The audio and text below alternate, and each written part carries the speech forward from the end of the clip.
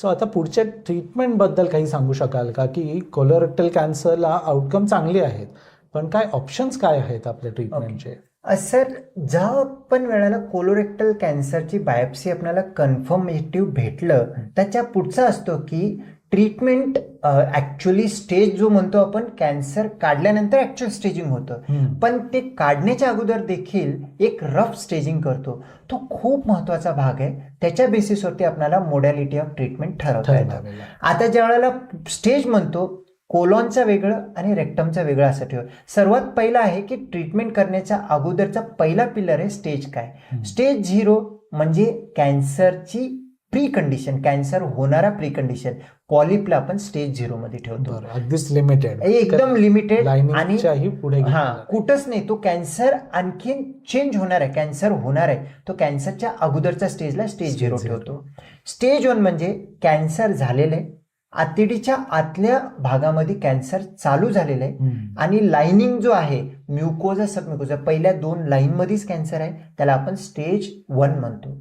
आणि ज्या वेळेला तो पसरून तिथल्या स्नायूला, जो काही आतडी काम करणार आहे त्याच्या स्नायूच्या पर्यंत किंवा त्याच्या पुढे गेलेला असेल तर त्याला आपण स्टेज 2 म्हणतो. स्टेज 3 म्हणजे त्याच्या पुढे जाऊन आजूबाजूला असलेल्या गाठींमध्ये लिम्फ नोड म्हणतो, त्या नोडमध्ये गेलं तर त्याला स्टेज 3 म्हणतो आपण.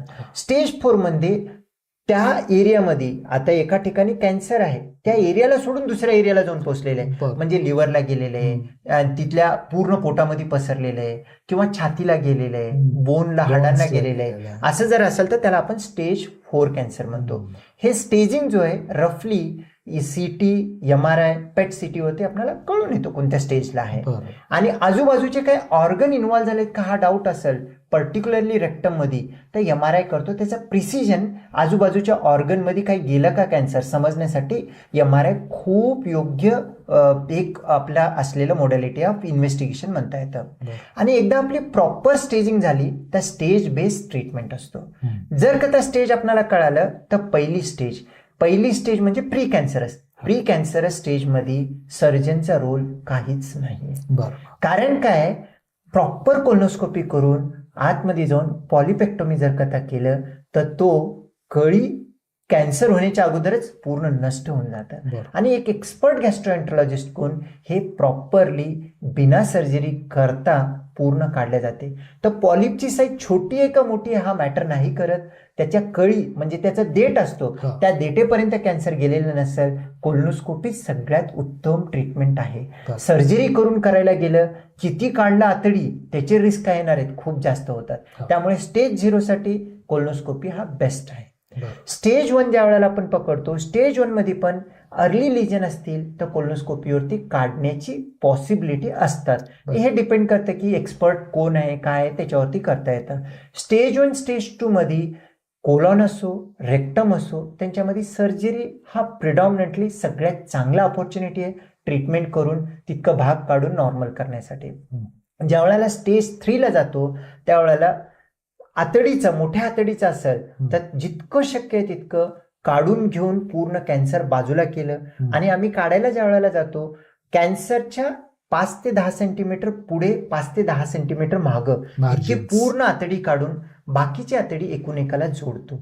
आणि आजकाल स्टेपलर्स जो टेक्नॉलॉजी आहे, म्हणजे लिटरली असं असतं की स्टेपल पिन मारल्यासारखं आतडी आणून जवळ जोडणं आणि एक स्टेपल फायर केलं तर पूर्ण 3 लेअर मध्ये फिक्स होऊन पॅक होतं. त्यामुळे त्याचे कॉम्प्लिकेशन सुद्धा कमी राहतात. आणि एक वेळेस ते स्टेज 3चं आपण काढलं कोलॉन, तर त्याच्या बेसिसवरती स्टेज 3 असेल तर किमोथेरपी वगैरे लागू शकतो. ते स्टेज 3 रेक्टम मध्ये असेल तर रेक्टम मध्ये तिथं स्टेज 3 ला हात लावण्याच्या अगोदर सांगितलं जातं की त्याला पूर्ण जाळून नष्ट करा, म्हणजे रेडिएशन द्या. रेडिएशन, काही अमाऊंट ऑफ किमोथेरपी, काही वेळेला 1-2 महिन्याचं रेडिएशन किमोथेरपी देऊन सर्जरी करतो आम्ही. काही पेशंट अग्रेसिव्ह असेल तर 5 महिन्याचं किमो रेडिएशन देऊन पूर्ण नष्ट करून त्यानंतर त्याला आपण सर्जरी करतो.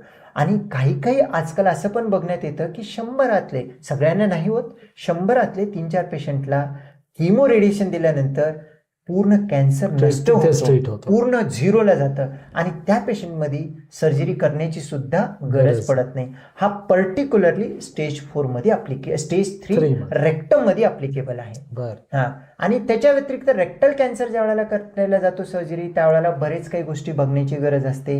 त्याला भरपूर एक्सपर्टीनं आपल्याला ऑपरेट करण्याची गरज असते. बरोबर. आणि नाजूक आहे. खूप नाजूक आहे. 1-1 मिलीमीटर इकडे तिकडे गेलं की दुसऱ्यांच्या टेरिटरीमध्ये जाऊन गोंधळ होण्याची शक्यता आहे. बरोबर. आणि त्यावेळेला ऑपरेट करताना भरपूर नाजूकतेनं करणं गरजेचं आहे. आणि त्याला सुद्धा वरच्या वरती प्रॉपर स्टेपल करून पॅक करण्यासाठी भरपूर आजकाल ॲडव्हान्स टेक्नॉलॉजी अवेलेबल आहे.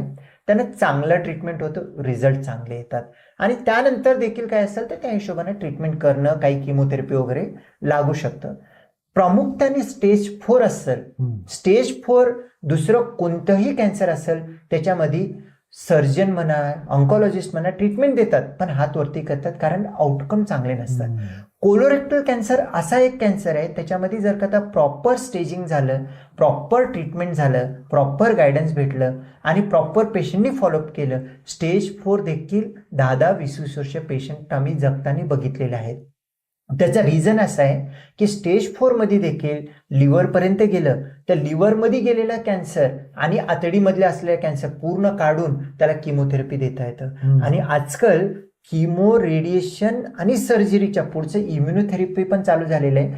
कॉस्टली ट्रीटमेंट आहे, पण त्याच्यामध्ये आउटकम पण खूप चांगला आहे. तो सुद्धा काही सिलेक्टेड ग्रुप, सगळ्यांना अप्लिकेबल नाही, पण सिलेक्टेड ग्रुपमध्ये खूप चांगला आउटकम भेटतो. आणि त्यांची लाईफ एक्सपेक्टन्सी अगदी स्टेज 4 मध्ये सुद्धा चांगली आपण दाखवू शकतो. खूप मोठी लाईफ कॅन्सर मध्ये खूप स्मार्ट, म्हणजे कॅन्सर अगदी 1-2 वर्षामध्ये हा माणूस जाईल अशा तयारीत 10-20 वर्ष जगू शकतात. म्हणजे अगदी लेट स्टेजसाठी कौतुकास्पद ट्रीटमेंटमध्ये प्रोग्रेस म्हणावा लागेल. डेफिनेटली. सर तुम्ही सर्जरीबद्दल खूप छान सांगितलं की प्रॉक्सिमल ट्युमर्स म्हणजे रेक्टम सोडून आधीचे ट्युमर्सला सर्जरी करून तो काढणार, जोडून टाकणार.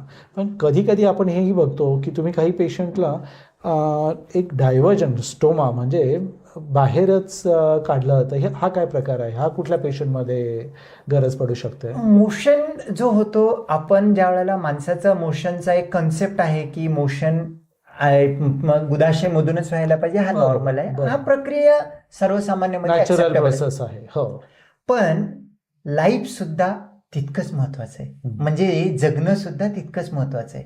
कॉम्प्लिकेशन अवॉइड करणं सुद्धा तितकंच महत्वाचं आहे. तर काही सिलेक्टेड ग्रुप ऑफ पेशंटमध्ये, सगळ्यांमध्ये नाही, रेक्टल कॅन्सर आहे, कोलॉन कॅन्सर आहे पण कॉम्प्लिकेटेड आहे, पेशंटची ताकद खूप कमी आहे, प्रोटीन कमी आहे बॉडीमध्ये, हिलिंग कॅपॅसिटी कमी आहे, किंवा पहिलेचं रेडिएशन दिलेलं आहे, अशा पेशंटमध्ये टेम्पररी आपण पोटावरती संडासची जागा करतो. त्याला आम्ही स्टोमा म्हणतो. स्टोमा म्हणजे काय असतं की पोटावरती संडासची जागा केल्यामुळे खाणं पिणं पेशंट करू शकतो आणि तो जो मोशन खाली जाणार होतो पोटावरती येतो आणि पेशंटचा जो काही हिलिंग प्रोसेस आहे जॉईन केलेलं, तो हिलिंग चांगला होतो आणि झाल्यानंतर किमोथेरपी झाल्यानंतर ह्याला वापस आतमध्ये ढकलण्याचं सुद्धा ऑप्शन राहतं. पण एखाद्या पेशंटला कॅन्सर आहे आणि कॅन्सर क्युअर नाही करू शकत, म्हणजे रेक्टल कॅन्सर हे पूर्ण खालेपर्यंत गेलेलं आहे, कम्प्लीट काढूच नाही शकत जोपर्यंत तो पूर्ण तिथलं मलाशय काढल्याशिवाय होणार, गुदाशय काढल्याशिवाय होणारच नाही. तशा पेशंटमध्ये परमनंट स्टोमा करून आपण तो पूर्ण काढणं गरजेचं आहे. हे लक्षात घेणं खूप गरजेचं आहे पेशंटनी की स्टोमा हा एक, आपल्या माइंडमध्ये ही गोष्ट खरी आहे की वयाचा 50 वर्षाला जर कॅन्सर झालेला असेल तर 50 वर्षापर्यंत बिना स्टोमाच्या जगलेल्या माणसाला, ज्या वेळेला मी म्हणतोय की पोटावरती तुला स्टोमा काढतो आणि त्याच्यासोबत पुढची लाईफ, बॅग लावणं आहे, ते घाण साफ करणं आहे, त्याच्यासोबत पुढची लाईफ जगायचं, हा इमॅजिनेशनच्या बियॉन्ड जातो आणि तिथंच बरेच लोक चुकतात आणि डिसिजन घेण्यामध्ये डिले करतात किंवा काहीतरी वेगळं करण्यात जाऊन फसून जातात. पण आपल्याला सगळ्यांनी समजणं गरजेचं आहे, मला जर करता एखादा मलाशयाचा कॅन्सर झालेला आहे, त्याच्यामध्ये स्पिंट म्हणजे गुदाशयाचे मसल सेव्ह करणं ऑप्शन नाही कॅन्सर क्युअर करण्यासाठी, तशा पेशंटमध्ये स्टोमा हा वरदान आहे. स्टोमा करून लाईफ एक्सटेंड करू शकतो, कॅन्सर पूर्ण क्युअर करू शकतो, लिकेज कमी करू शकतो. त्यामुळे कोलोरेक्टल कॅन्सरमध्ये स्टोमा पोटावरती संडास काढण्याची सगळ्यांना गरज नाही पडत.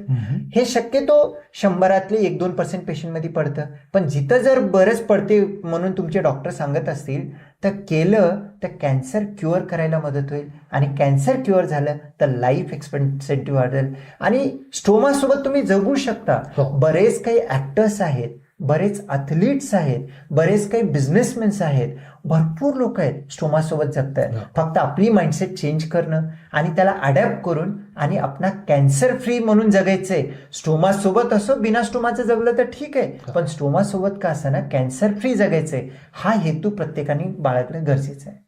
सो ही खूप चांगली माहिती दिली. तर तुम्ही जसं म्हणालात खूप पेशंट आहेत जे ऑलरेडी स्टोमा काही झाकलेलं असतं, खाली बॅग असते, आजकाल त्याला It's very covering useless. Kind of thing आपण जसं सगळं मिळतं हे भेटतं अगदी. तसं सगळं भेटतं त्याच्यामध्ये. अगदी अगदी लोक स्विमिंग वगैरे सगळं करू शकतात त्याच्यासोबत. सो ते एक मेंटल ब्लॉक आहे, तो मेंटल ब्लॉकच्या पुढे गेलं तर आता हे सांगण्याचं उद्देश असा श्रोते हो की स्टोमाच्या भीतीने वगैरे जसं सर म्हणाले कधी कधी ट्रीटमेंटमध्ये थोडंसं विलंब होऊ शकतो आणि हा विलंब ट्रीटमेंट पूर्ण क्युरेटिव्ह की थोडं पॅलिएटिव्ह अशामध्ये हा डिफरन्स असू शकतो. 2-2 महिने पेशंट निघून जातात स्टोमा सांगितलं म्हणून, पूर्ण नंतर cure- ज्या वेळेला येतात त्यावेळेला स्टेज 4 कॅन्सर झालेलं आहे, त्यानंतर काहीच नाही करू शकत. तर त्यामुळे फर्स्ट टाइम स्टोमा बोललं तर 100% कोणालाही तो अननॅचरल Block वाटतो, येतोच. ब्लॉक येतो, मान्य आहे. बरं. पण आपणाला हे डिसाईड पण करणं गरजेचं आहे, जगणं महत्वाचं आहे. बरं. स्टोमा हा जगण्यासाठी Temporary एक आहे. टेम्पररी रस्ता आहे आणि ते पण जे स्टोमा करतो त्याच्यापैकी जवळपास 80 ते 90% रिव्हर्स करता येतो. बरं. पण फक्त एक 5-10% असतात ज्यांच्यामध्ये स्नायू पूर्ण इन्व्हॉल्व होतात स्टोमामुळे, त्यांच्यामध्ये ऑप्शन काही राहत नाही.